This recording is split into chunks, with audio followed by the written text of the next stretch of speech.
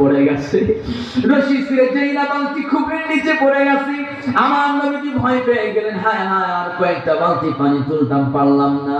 এবার ওই ইহুদির কাছে গেছে, কূপের মালিকের কাছে গেছে, গিয়ে বলে, ভাই আমি তো পানি তুলতেছিলাম, রশি ছিঁড়ে গেছে, বালতি কুয়ার নিচে পড়ে গেছে, কিন্তু আমি 4 বালতি পানি তুলেছি, 4 বালতির বিনিময়ে অন্তত 4টা খেজুর পাবো। জানেন নাকি আমার কলিজার টুকরা হাসান হোসেন 4 দিন যাবত কিছু খায় নাই, অন্তত 4টা খেজুর দেন, আমার হাসান হোসেনের মুখে খেজুরটা উঠায় দিব।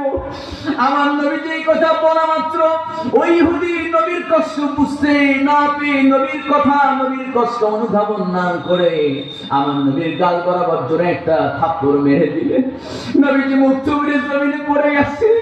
আমার নবীজি দুর্বল, যে জায়গায় দাঁড়িয়েছিলেন সেই জায়গায় একটু পানি ছিল, পানি যে জায়গায় পড়ে থাকে সে জায়গা তো পিচ্ছিল থাকে, নবীজি পিচ্ছিল জায়গায় পিছলে পড়ে গেছে, মুখ থুবড়ে যাই না পড়ে গেছে। নবীর গালে পাথরে আঘাত লেগে গাল ফেটে রক্ত বের হওয়া শুরু করেছে।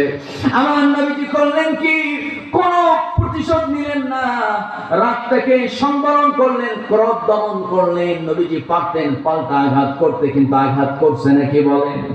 সবাইকে জিমাই গেছেন নাকি বলেন? আঘাত করছে নাকি? আঘাত করেন নাই, প্রতিশোধ নেন নাই। আমার নবীজি শুধুমাত্র দেখেছেন, আল্লাহ তো বলেছেন মুত্তাকিদের গুণ হবে 2 নাম্বার গুণ হলো সংবরণ করবে, রাগটাকে নিয়ন্ত্রণ করবে। ইউফিকুনা ফিস সাররাই ওয়াদ দাররাই ওয়াল কাযিমিন